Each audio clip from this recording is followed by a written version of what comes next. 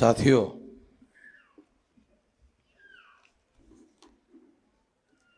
आज राष्ट्रीय परिवर्तन मोर्चा के द्वारा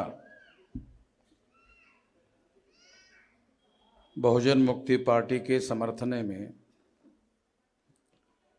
विधानसभा निहाय परिवर्तन यात्रा चल रही है। भंडारा से चलकर यह परिवर्तन यात्रा मुंबई तक जाने वाली। ये यात्रा हम लोग क्यों निकाल रहे हैं, इसको थोड़ा समझना ज़रूरी है। इसलिए कुछ बातें मैं आप लोगों को इस संदर्भ में बताना चाहता हूँ। दिसंबर में महाराष्ट्र की विधानसभा का कार्यकाल समाप्त हो रहा है।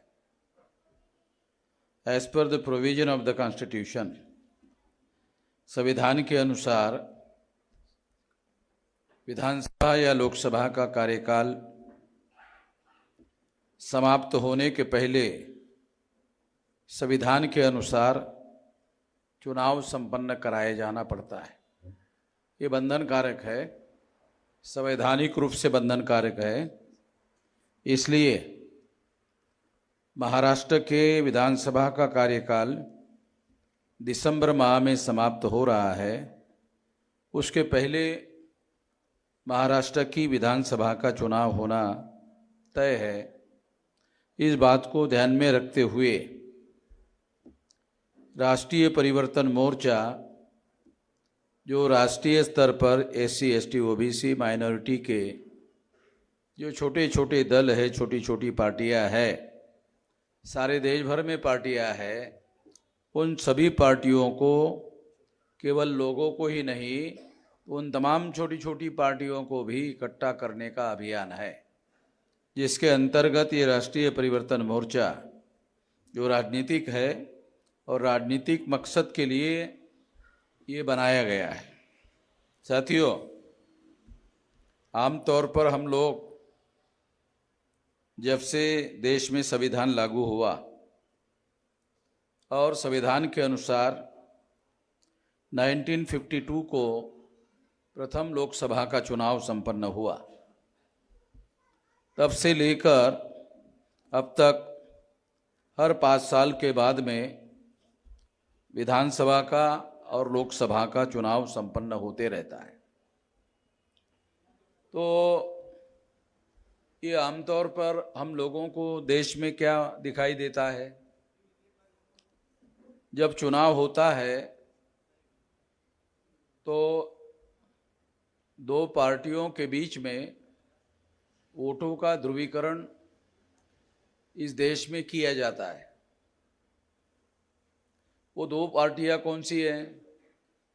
एक तो कांग्रेस है और दूसरी बीजेपी है। जब चुनाव आता है तो थोड़ा सा मैं आप लोगों को, आप लोग वोटर है, आपको थोड़ा सा याद दिलाता हूं। भारतीय जनता पार्टी की स्थापना RSS ने की। RSS ने पहले जनसंघ बनाया। जनसंघ का नाम बदलकर पंडित अटल बिहारी वाजपेयी ने भारतीय जनता पार्टी बनाई। जो ब्राह्मण है ये विदेशी जनता है। जैसे अंग्रेज जो है विदेशी थे, उसी तरह से ब्राह्मण भी विदेशी है। ब्राह्मण का DNA यूरेशियन लोगों के DNA से मिलता है। इसका मतलब है ब्राह्मण भारतीय नहीं है। तो ब्राह्मणों को भारतीय जनता पार्टी बनाने के बजाय विदेशी जनता पार्टी बनाना चाहिए था, मगर उन्होंने लोगों में, हमारे लोगों में भ्रम पैदा करने के लिए भारतीय जनता पार्टी बनाई। तो हमें लगता है भारतीय लोग हैं। तो ये बात हम लोगों को समझना बहुत जरूरी है। ये DNA के अनुसार ब्राह्मण भारतीय प्रजा नहीं है, ये विदेशी लोग हैं। उन्हीं लोगों ने दो नेशनल लेवल की पार्टियां बनाई, कांग्रेस और बीजेपी, बीजेपी और कांग्रेस। तो इससे क्या होता है, जब हम उनको वोट देते हैं, कांग्रेस के विरोध में हम बीजेपी को वोट देते हैं, बीजेपी के विरोध में हम कांग्रेस को वोट देते हैं। कांग्रेस बदला हुआ ब्राह्मण का नाम है। जैसे पहले ब्राह्मण होता था ना, ये ब्राह्मण का बदला हुआ नाम है कांग्रेस। भाजपा ब्राह्मण का बदला हुआ नाम है। भाई इतना ही है। जितनी जल्दी हम इस बात को समझ ले उतनी जल्दी ठीक है। हमारे महापुरुषों ने आंदोलन किए और उस आंदोलन के बदौलत हम सब लोगों को, हर 21 साल के व्यक्ति को, बाद में 18 साल का हुआ, वोट का अधिकार मिला। तो क्या हमारे लोगों ने, हमारे महापुरुषों ने ब्राह्मणों का राज भारत में स्थापित करने के लिए आपको वोट दिया, वोट का अधिकार दिया? तो इस बात का तथ्य हम लोगों को पता है कि उन्होंने ऐसा नहीं किया, इसलिए वोट का अधिकार आपको बहाल नहीं किया। इस वजह से मैं आप लोगों को ये बात कहना चाहता हूं कि हमें अपने वोट का सही तरीके से उपयोग और प्रयोग करने का हुनर सीखना चाहिए। क्या करना होगा? हम लोगों को हमारी अपनी पार्टी होनी चाहिए, हमारा अपना उद्देश्य होना चाहिए, हमारी अपनी विचारधारा होनी चाहिए, हमारा अपना कार्यक्रम होना चाहिए। अगर हम ऐसा करते हैं तो हमें चाकू, छुरी, बंदूक, गोली उठाने की जरूरत नहीं है, हथियार उठाने की जरूरत नहीं है, तलवार उठाने की जरूरत नहीं है। केवल जाकर ऐसा बटन दबाने का है, कुछ भी नहीं करने का है। इतना भी काम नहीं कर पा रहे हम लोग। नालायकी की भी कोई हद होनी चाहिए। मैं ये नहीं कह रहा हूं आपको तलवार उठाना चाहिए, क्योंकि पहले राजपाट मिलता था, राजपाट जो मिलता था तो उसके लिए लड़ाई होती थी, खून खराबा होता था, खून बहाया जाता था, और जो आदमी हार जाता था उसके विरोध में जो जीत जाता था वो राजा बनता था। यही इतिहास है।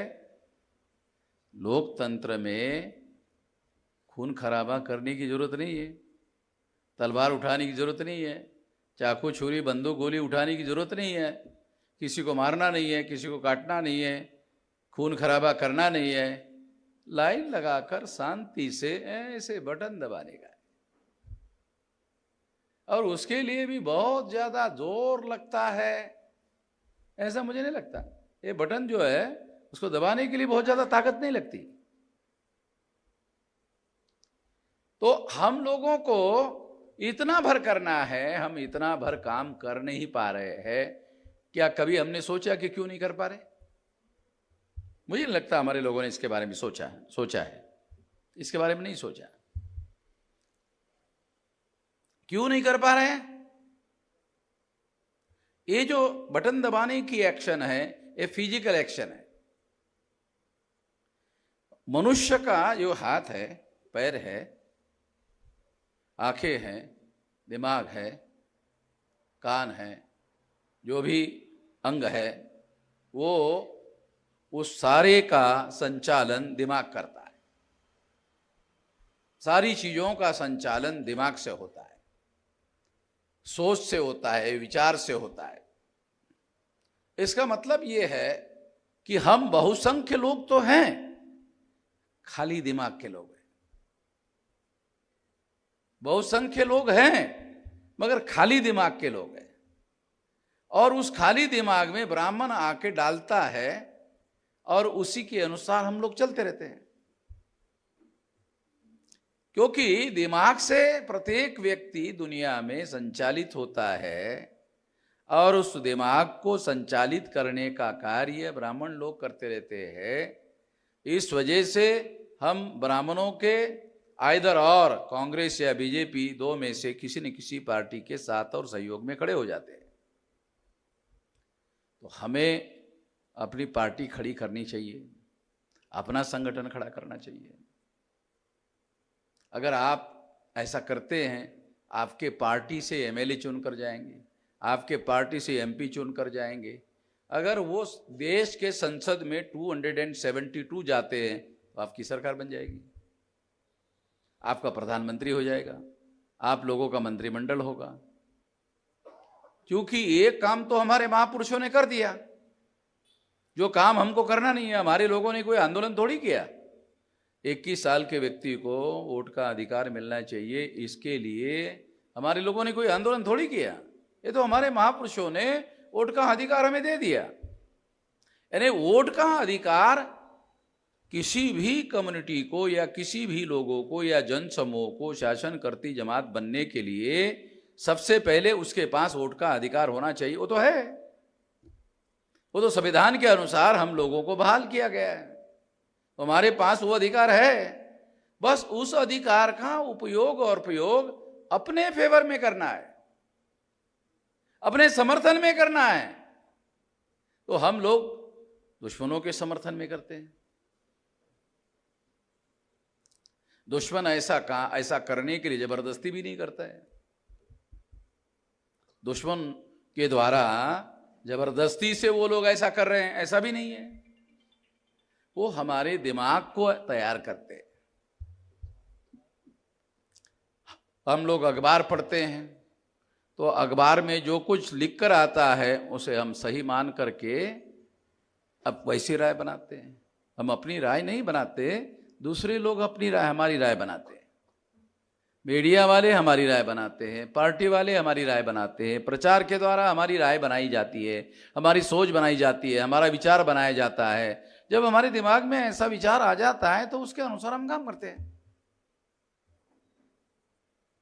कोई जोर जबरदस्ती थोड़ी करता है। तो जोर जबरदस्ती से ये नहीं होता है, क्योंकि लोकतंत्र है, ये संवैधानिक अधिकार है हमारे पास। वोट देना है तो है, नहीं देना है तो भी आपको कोई जबरदस्ती नहीं कर रहा है। कोई सरकार, कोई पुलिस वाले आपके घर में आकर ये नहीं पूछते आपने वोट दिया क्या, नहीं दिया, जाओ। ऐसा किसी पुलिस के पास कोई पावर नहीं है। वोटर को वोट देने का अधिकार है, वो दे भी सकता है, नहीं भी दे सकता। मगर आपको परिवर्तन लाने के लिए, क्योंकि हमें परिवर्तन चाहिए, अगर ब्राह्मणों के नियंत्रण में व्यवस्था रहेगी तो देश में ये वर्ण व्यवस्था जो है वो बरकरार रहेगी। ये वर्ण व्यवस्था में ये शूद्र है, ये शूद्र जो है शूद्र से ही ओबीसी बना हुआ है। जो शेड्यूल कास्ट है वो शूद्र नहीं है, वो तो अछूत है, वो तो व्यवस्था से बाहर है। वो तो शेड्यूल कास्ट के लोगों को ये वर्ण व्यवस्था के अंदर रखने लायक भी नहीं माना गया, तो बाहर कर दिया उसको। आदिवासियों को जंगलों में रहने के लिए, नोमैडिक ट्राइब के लोगों को भी ऐसे किया हुआ है। 6,000 6,500 जातियों के टुकड़े ब्राह्मणों ने बनाए। ब्राह्मणों ने इसके समर्थन में धर्म ग्रंथ खड़े किए। ब्राह्मणों के सारे धर्म ग्रंथ ब्राह्मण धर्म के समर्थन में है। कितने लोगों को ये पता है कि ये जो जिसे हिंदू धर्म कहा जाता है उसका मूल नाम ब्राह्मण धर्म है? कितने लोगों को पता है? मैं ये नहीं पूछता हूं कभी कि इतने अनपढ़ लोगों को पता है, नहीं, मैं पूछता हूं SC ST OBC माइनॉरिटी के पढ़े लिखे लोगों को पूछता हूं, पता है आपको? तो उनको पता ही नहीं है। ब्राह्मण धर्म के लोगों ने फिर अपने धर्म का नाम हिंदू धर्म कैसे किया? तो ये हिंदू शब्द भी ब्राह्मणों के किसी धर्म ग्रंथ में नहीं है। वेद, श्रुति, स्मृति, पुराण, रामायण, महाभारत, गीता, किसी में भी हिंदू शब्द नहीं है। क्यों नहीं है?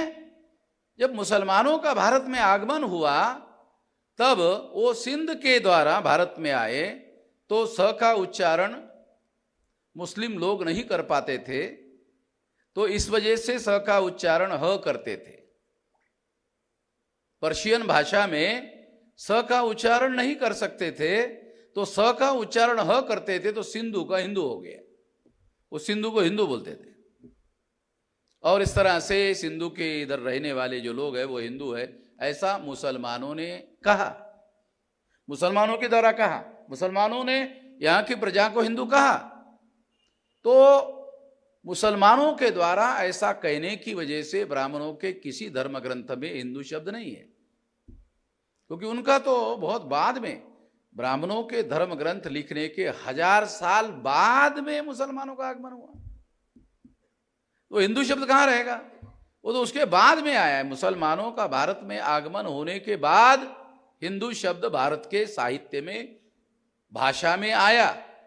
जो लिटरेचर अवेलेबल है वो लिटरेचर में रिकॉर्डेड एविडेंस है, मुसलमानों के आगमन के साथ में हिंदू शब्द आया, मुसलमानों के द्वारा हिंदू शब्द दिया हुआ है।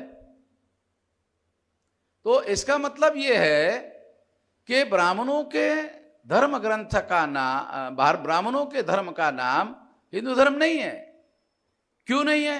क्योंकि मुसलमानों के द्वारा दिया हुआ नाम, धर्म का नाम ब्राह्मण लोग कैसे स्वीकार कर सकते हैं? नहीं कर सकते। किसी के घर में बच्चा पैदा होता है तो वो डिसाइड करता है ना बच्चे का नाम क्या होना चाहिए। मान लो SC ST OBC के ब्राह्मण क्षत्रिय वैश्य के घर में अगर बच्चा पैदा हो गया तो वो लोग मुसलमानों को थोड़ी से अपने बच्चे का नामकरण करने के लिए बुलाते हैं, नहीं। तो स्वाभाविक रूप से उनका जो नाम है वो उनके धर्म के अनुसार ही वो किया जाता है।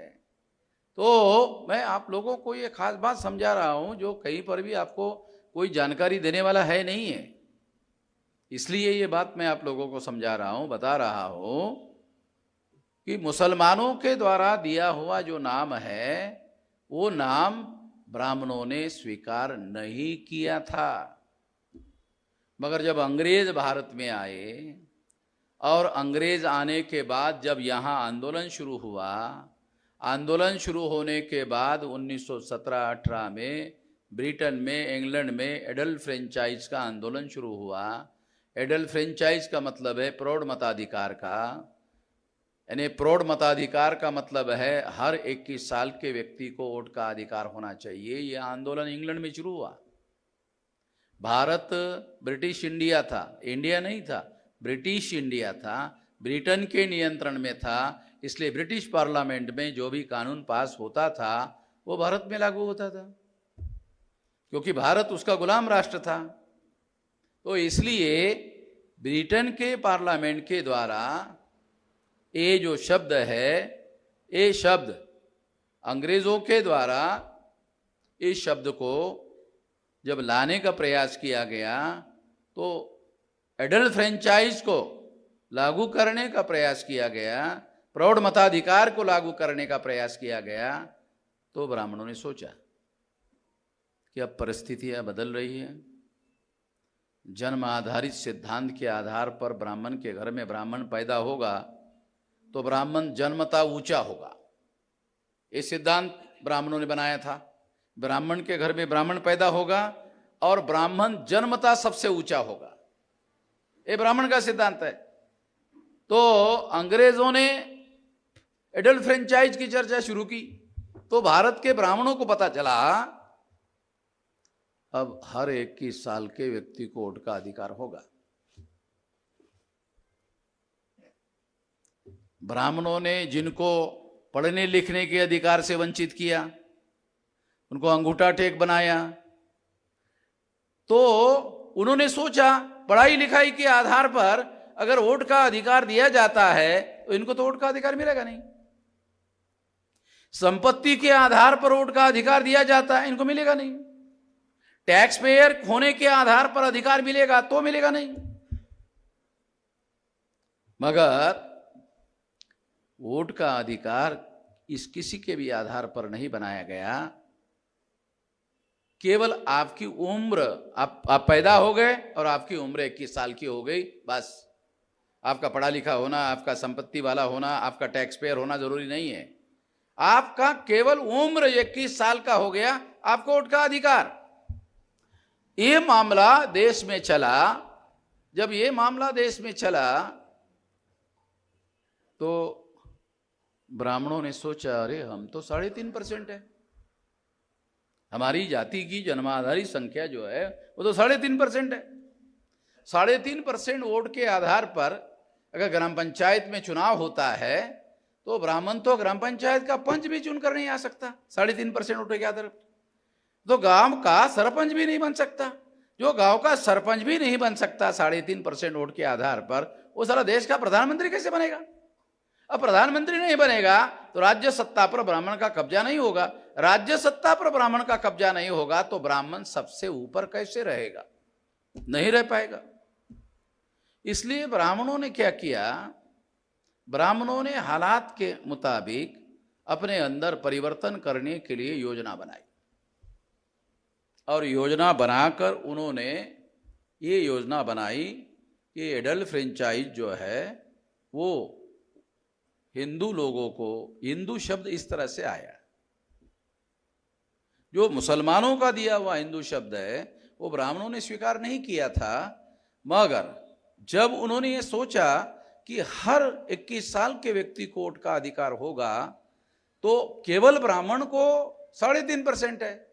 अगर हम लोग हिंदू की थ्योरी, हिंदू मुसलमान की थ्योरी लागू कर देते हैं तो ब्राह्मण, अल्पसंख्य ब्राह्मण हिंदू के नाम पर बहुसंख्य हो जाएंगे, 3.5 के बजाय ये हो जाएंगे 85-90% हो जाएंगे, इतनी संख्या में हो जाएंगे। और इतनी संख्या में हिंदू होने से क्या होगा? हिंदू का ही राज होगा। हिंदू का राज का क्या मतलब है? हिंदू के राज का मतलब है ब्राह्मण का राज। क्यों?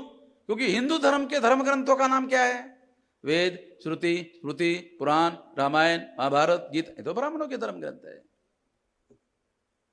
ब्राह्मणों ने ये सारी चालाकी जो है परिस्थिति के अनुसार चालाकी से उन्होंने ये सारा का सारा किया। और हम लोगों को, जो हम तो अनपढ़ लोग थे, आज भी हमारे लोगों को जो बातें मैं समझा रहा हूं, ये तो बातें समझने के लिए भी आप लोगों को बहुत दिमाग लगाना पड़ेगा। मैं तो समझा रहा हूं, मैं तो एग्जाम्पल देकर सबूतों के साथ, तारीखों के साथ, इतिहास के साथ बता रहा हूं। बताने के बाद भी आपको अपना दिमाग उसमें डालना पड़ेगा, तब समझ में आएगा, अपने आप समझ में नहीं आएगा। तो ये बात भारत के इतिहास में, खास तौर पर आधुनिक भारत के इतिहास में ये बात सामने आई, और अल्पसंख्य ब्राह्मणों को बहुसंख्य बनाने के लिए ब्राह्मणों ने हिंदू शब्द, मुसलमानों का दिया हुआ शब्द, दयानंद सरस्वती ये कहा करते थे कि हिंदू मुसलमानों के द्वारा दी हुई गाली है। दयानंद सरस्वती ये कहा करते, रिकॉर्डेड है। मगर उस शब्द को भी उन्होंने अपने धर्म का नाम बना करके स्वीकार किया। क्यों? हालात बदल रहे हैं, अल्पसंख्याक ब्राह्मण शासन सत्ता के हकदार नहीं बन सकते, इसलिए हमें बदलना होगा। और फिर ब्राह्मणों ने हिंदू शब्द को प्रचलन में लाया, और ब्राह्मण लोग SC, ST, OBC, Kunbi, Maratha सब लोगों को हिंदू कहने लगे। SC, ST, OBC, Kunbi, Maratha लोगों को हिंदू कहने लगे, सारे देश के इसी तरह के लोगों को हिंदू कहने लगे। ब्राह्मण जब दूसरों को हिंदू कह रहे थे तब वो अपने को हिंदू नहीं मानते। आज भी ब्राह्मणों का सारा संस्कार जन्म से लेकर मृत्यु तक, और मृत्यु के बाद जो भी संस्कार होता है ब्राह्मणों का, वो ब्राह्मणों की तरह होता है, हिंदू की तरह नहीं होता है। और बाकी सारे लोगों का संस्कार ब्राह्मण जैसा निर्धारित करते हैं वैसा करते हैं। यानी हमारा जो भौतिक जीवन है वो ब्राह्मणों के नियंत्रण में है।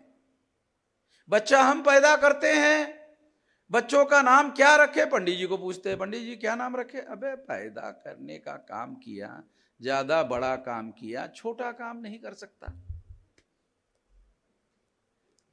बच्चा पैदा करना बड़ा काम है, बड़ा काम कर लिया, नाम रखने का साला कोई बहुत बड़ा हिमालय उठाना है क्या?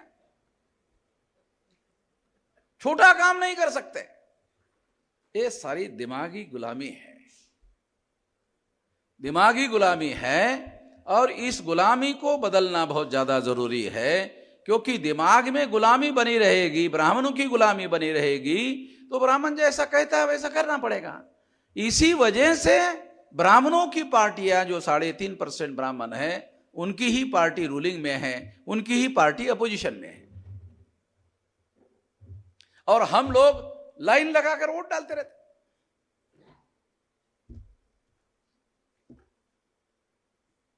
ये राज्य वोट का जो अधिकार है, हमारे महापुरुषों ने शासन करती जमात बनने के लिए बहुजन समाज के लोगों को दिया था। वो दूसरों को शासन करती जमात बना रहे।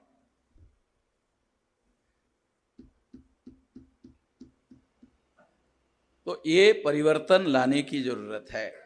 इसके लिए कोई चाकू, छुरी, बंदूक, गोली, तलवार उठाना नहीं है।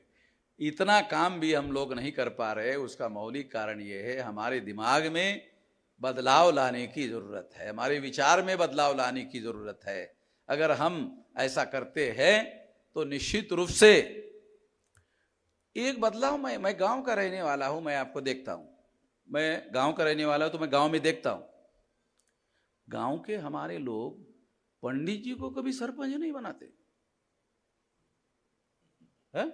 गांव में मैंने देखा, पंडित जी को कभी सरपंच नहीं बनाते, और पंडित गांव के चुनाव में हिस्सा भी नहीं लेता। बोलता इधर तो हमारा चलने वाला नहीं है। गांव में मैंने देखा, गांव के लोग सरपंच अपना ही बनाते हैं। अबे तुमको सरपंच जिस सिद्धांत के अनुसार अपना बनाते हो, तो देश का सरपंच ही तो होता है। जो प्रधानमंत्री है वो भी सरपंच तो देश का है, गांव का जैसे होता है वैसे। मगर इसमें बहुत बड़ा अंतर है। अंतर ये है कि लोकसभा का चुनाव, विधानसभा का चुनाव, एक लोकसभा के चुनाव के लिए आजकल 100 करोड़ रुपया खर्चा हो रहा है। 100 करोड़ रुपया खर्चा किया जा रहा है। 100 करोड़।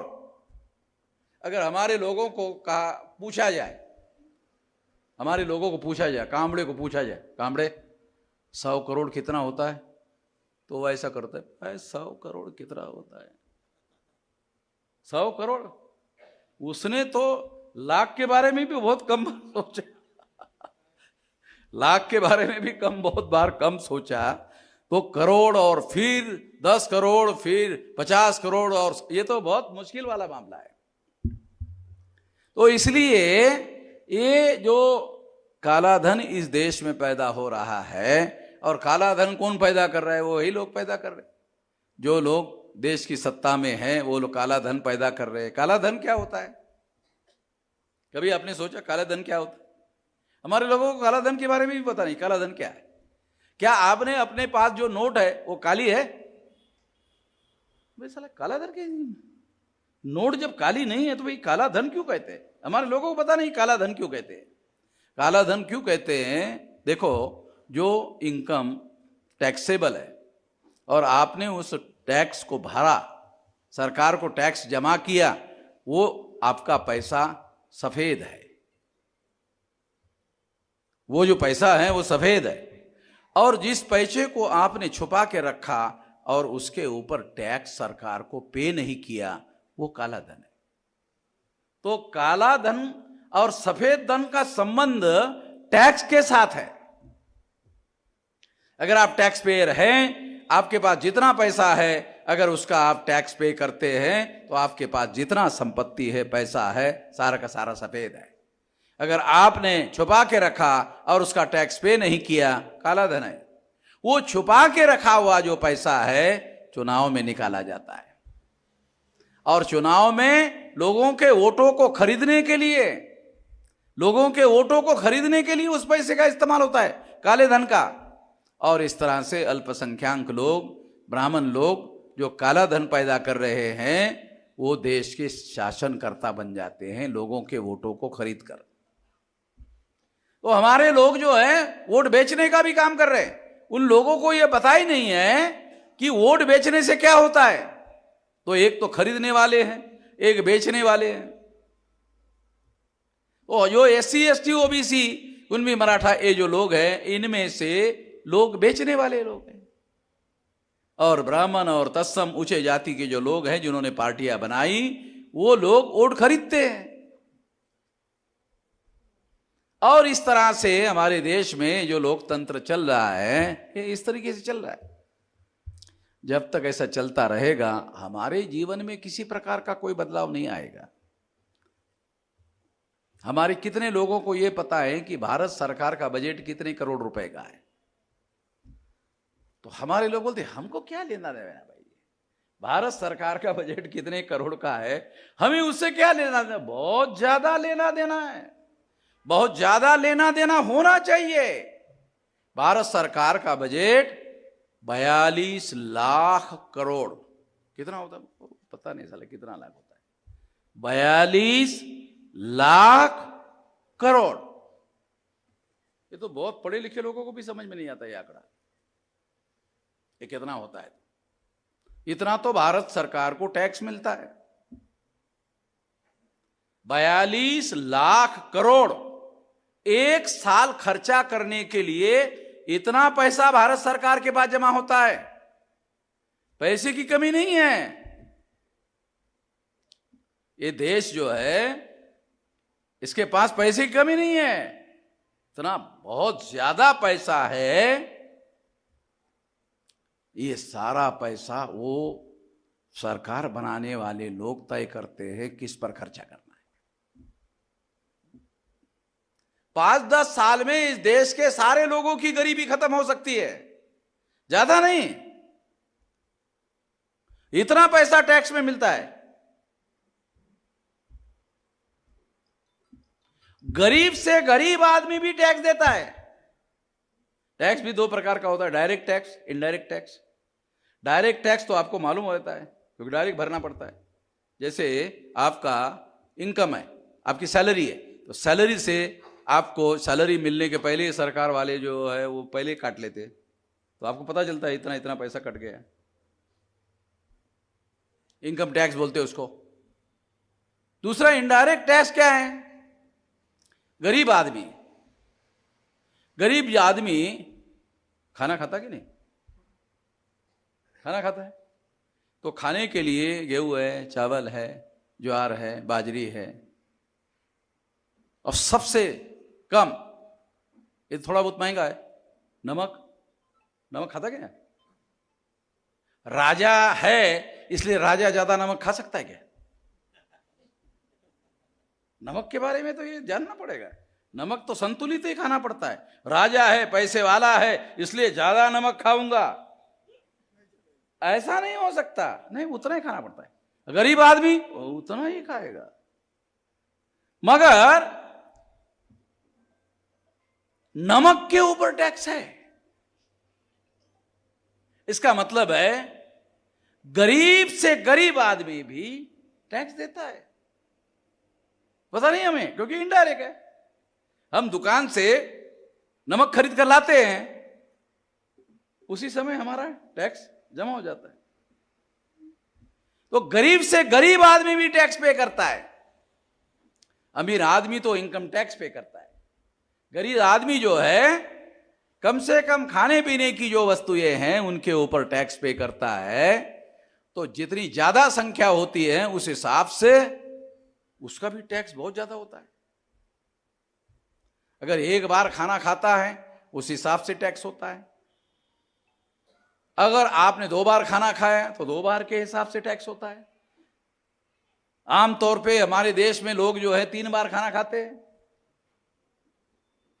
सवेरे नाश्ता करते हैं, दोपहर में खाना खाते हैं, फिर रात में भी खाना खाते हैं। तो 3 बार, जितने बार आदमी खाना खाएगा उतना ज्यादा टैक्स उसको देना पड़ेगा। तो इसका मतलब यह है कि गरीब भी इस देश में टैक्स पे करता है, और वो कम नहीं करता। 150 करोड़ जनसंख्या, वो उसका टैक्स बहुत ज्यादा होता है। इनडायरेक्ट टैक्स बहुत ज्यादा होता है। तो हमें बहुत सारी बातों की जानकारी ही नहीं है। बहुत सारी बातों के बारे में इस देश का मीडिया हमें बताता भी नहीं है, जानकारी नहीं देता। भाई ये नहीं कह रहा हूं ज्ञान नहीं देता, ज्ञान बहुत बड़ी चीज है, साली जानकारी ही नहीं। हमें तो ये भी समझ में नहीं आता ज्ञान और जानकारी में क्या फर्क है। हम तो बहुत बार जानकारी को ज्ञान मान लेते हैं। जानकारी ज्ञान नहीं है, जानकारी अलग चीज है, ज्ञान अलग चीज है। Applied information is knowledge Mere information is not a knowledge. केवल जानकारी ज्ञान नहीं है, जानकारी का उपयोग करने का हुनर ज्ञान है। जानकारी का उपयोग कैसे किया जाए, ये हुनर भी बहुत संख्यांक लोगों के पास नहीं है। तो इसलिए साथियों, इसके बारे में हमारे देश में हमारे लोगों को तैयार नहीं किया जा रहा है, और वो कारण है क्योंकि इस देश का जो शासक वर्ग है वो ब्राह्मण है। कांग्रेस जाती तो बीजेपी आती है, बीजेपी जाती है तो कांग्रेस आती है। चुनाव होगा और कांग्रेस जाएगी, फिर बीजेपी आएगी, बीजेपी जाएगी, कांग्रेस, राजा ब्राह्मण ही रहेगा। फिर उसके बाद में जो आईएएस अधिकारी है, ये 79% आईएएस अधिकारी जो है ये ब्राह्मण अंतस्थ ऊंचे जाति के लोग हैं। आईएएस, आईपीएस, आईआरएस अधिकारी जो भारत सरकार को चलाते हैं, ये 4 पिलर की व्यवस्था में दूसरा पिलर है। तीसरा पिलर है जुडिशियरी। हमारे लोगों में कितने लोग हाई कोर्ट के, सुप्रीम कोर्ट के जज है? अरे वकील हो गया यही बहुत हो गया। हमारे लोगों के हाई कोर्ट, सुप्रीम कोर्ट में जज नहीं है, वो भी उनके ही नियंत्रण में है। संविधान की व्याख्या करते हैं, संविधान में जो बाबा साहब ने लिखा एक लाइन में, उसका अर्थ क्या है वो उधर चलते चलते चर्चा चलती रहती है। मीडिया 4 प्रकार का मैंने बताया, हमारे लोग है उसमें, हमारे लोग मीडिया में कहीं है ही नहीं। तो लोकतंत्र के चारों पिलर पर उनका कब्जा है, तो लोकतंत्र पर कब्जा है, और वो लोकतंत्र पर कब्जा है, वो अपने हिसाब से उसका उपयोग और प्रयोग कर रहे। हमें तो जानकारी भी नहीं है, तो हम लोग बदलाव लाने का काम अगर करना चाहते हैं तो निश्चित रूप से सबसे पहले हमारा संगठन होना चाहिए। संगठन हमारा होना चाहिए। ये संगठन आप लोगों के लिए ये काम करेगा जो आप नहीं समझ पा रहे। तो हमारा संगठन होना चाहिए, हमारा नेतृत्व होना चाहिए, हमारी विचारधारा होना चाहिए, हमारा कार्यक्रम होना चाहिए, हमारा होना चाहिए, हमारे लोगों के द्वारा निर्धारित होना चाहिए। हम लोग निर्धारित करने वाले होने चाहिए। अगर ब्राह्मण निर्धारित करेगा तो वो तो ध्यान रखेगा कि हम लोगों को दबा के रखा जाए। अगर हमारा आदमी निर्धारित करने वाला होगा तो फिर वो अपने लोगों के भविष्य का, उसके सुख और दुख का, उसके भले का, उसके विकास का, उसके उत्थान का ध्यान रखेगा। बहुत सारे हमारे लोग कांग्रेस पार्टी की तरह एससी, एसटी, ओबीसी, माइनॉरिटी के लोग चुनकर जाते हैं। एससी एसटी के ही 131 मेंबर पार्लियामेंट चुनकर जाते हैं। वो पार्लियामेंट में बोलते ही नहीं है, उनको बोलने ही नहीं दिया जाता। अगर पार्लियामेंट में बोला तो अगले बार उसको टिकट कट जाती है। टिकट कटने के पहले ही उनका बंदोबस्त कर देते हैं। तो हमारे लोगों को आशा रहती है एससी एसटी के लोगों को अगले बार टिकट मिलेगा। और टिकट देने वाला और टिकट लेने वाला, तो देने वाला मालिक होता है, देना नहीं देना उसके मर्जी के ऊपर है। वो टिकट बांटता है तो उसकी मर्जी है।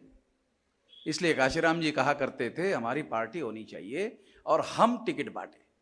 तो काशीराम जी कहा करते थे कि देखो अभी मैंने पार्टी बनाई, राष्ट्रीय पार्टी बनाई, रिकॉग्नाइज किया, तो मेरे पास ब्राह्मण आते हैं टिकट मांगने के लिए। हमारे एससी एसटी ओबीसी माइनॉरिटी के लोग ब्राह्मणों के पार्टी के पास जाते हैं टिकट मांगने के लिए, और ब्राह्मण मेरे पास आते हैं टिकट मांगने के लिए। पार्टी हमारी होनी चाहिए, उसी का राज हो सकता है जिसकी पार्टी होगी, उसका प्रतिनिधित्व होगा, उसका नेतृत्व होगा, उसकी विचारधारा होगी, उसका कार्यक्रम होगा, तो भला होगा, तो कल्याण होगा, अन्यथा नहीं। 10 बजे तक का समय है, 10 बजकर 3 मिनट हो गए हैं। मैंने 3 मिनट ज़्यादा ले लिया है, तो आपकी सहनशीलता का भी अंत देखना पड़ेगा, क्योंकि सारे लोग अत्याचार करते रहते हैं आपके ऊपर। कम से कम मैंने तो कम से कम आपके ऊपर अत्याचार नहीं करना चाहिए बोलकर ज़्यादा, तो इसलिए मैं अपनी बात यहीं पर समाप्त कर देता हूँ। धन्यवाद।